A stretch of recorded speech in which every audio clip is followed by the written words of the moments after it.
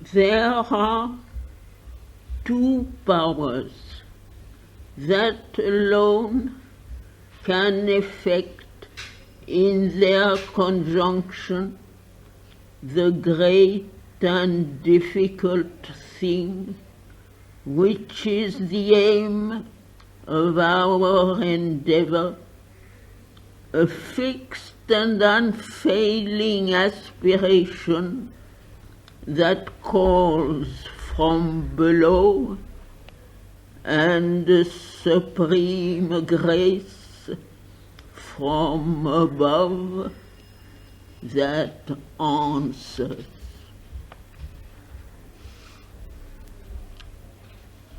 But the supreme grace will act only in the conditions of the light and the truth.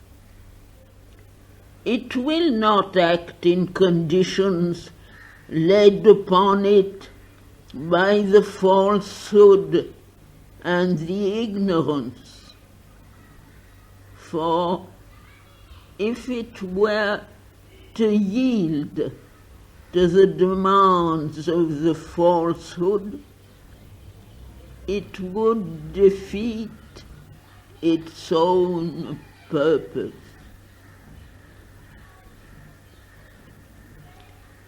These are the conditions of the light and truth, the sole conditions under which the highest force will descend.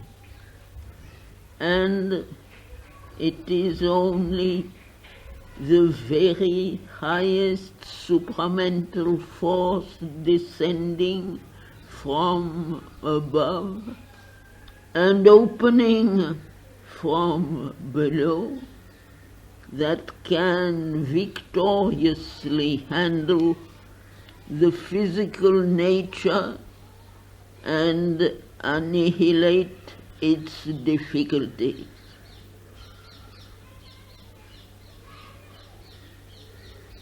There must be a total and sincere surrender. There must be an exclusive self-opening to the divine power. There must be a constant and integral choice of the truth that is descending, a constant and integral rejection of the falsehood of the mental, vital, and physical powers and appearances that still rule the earth nature. The surrender must be total and seize all the parts of the being. It is not enough that the psychic should respond and the higher mental accept, or even the inner vital submit, and the inner physical consciousness feel the influence. There must be in no part of the being, even the most external, anything that makes a reserve, anything that hides behind doubts, confusion, and subterfuges, anything that revolts or refuses. If part of the being surrenders, but another part reserves itself, follows its own way, or makes its own conditions, then each time that happens, you are yourself pushing the divine grace away from you. If behind your devotion and surrender you make a cover for your desires, egoistic demands, and vital insistencies, if you put these things in place of the true aspiration, or mix them with it, and try to impose them on the divine Shakti, then it is idle to invoke the divine grace to transform you.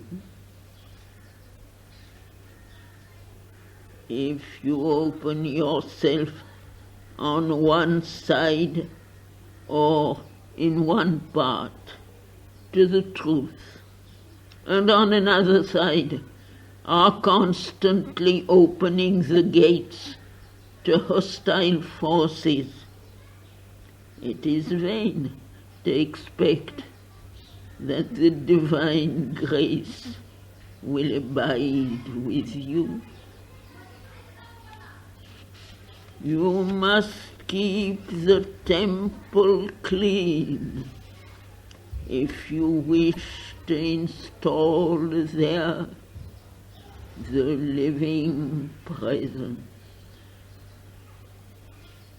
If each time the power intervenes and brings in the truth, you turn your back on it and call in again the falsehood that has been expelled, it is not the divine grace that you must blame for failing you, but the falsity of your own will and the imperfection of your own surrender. If you call for the truth, and yet something in you chooses what is false, ignorant, and undivine, or even simply is unwilling to reject it altogether, then always you will be open to attack, and the grace will recede from you. Detect first what is false or obscure in you, and persistently reject it. Then alone can you rightly call for the divine power to transform you. Do not imagine that truth and falsehood, light and darkness, surrender and selfishness can be allowed to dwell together in the house consecrated to the divine. The transformation must be integral, and integral, therefore, the rejection of all that withstands it.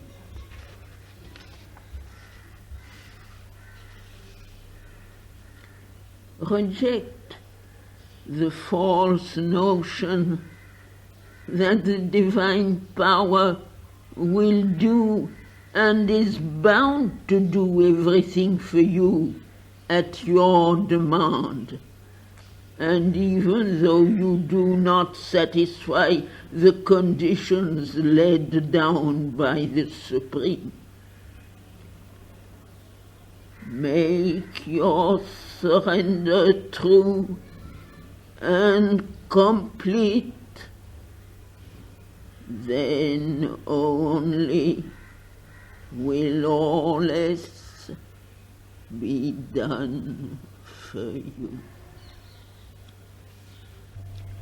Reject, too, the false and indolent expectation that the divine power will do even the surrender for you.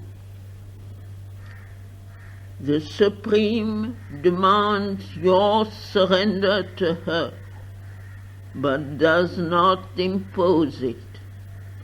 You are free at every moment till the irrevocable transformation comes, to deny and to reject the divine, or to recall your self-giving, if you are willing to suffer the spiritual consequence. Your surrender must be self-made and free. It must be the surrender of a living being, not of an inert automaton or mechanical tool.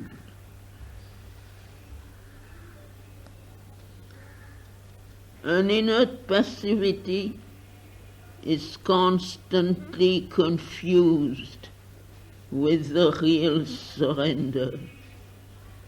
But out of an inner passivity, nothing true and powerful can come.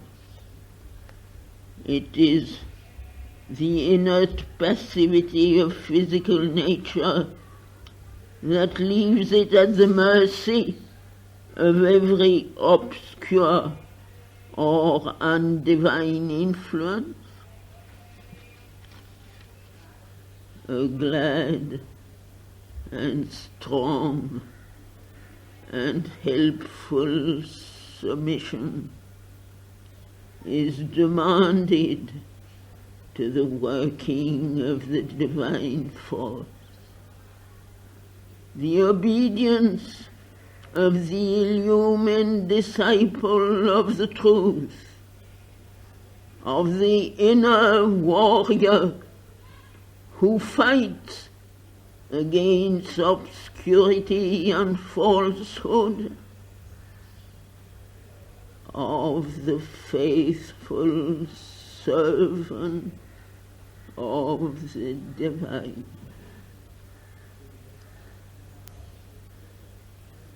This is the true attitude, and only those who can take and keep it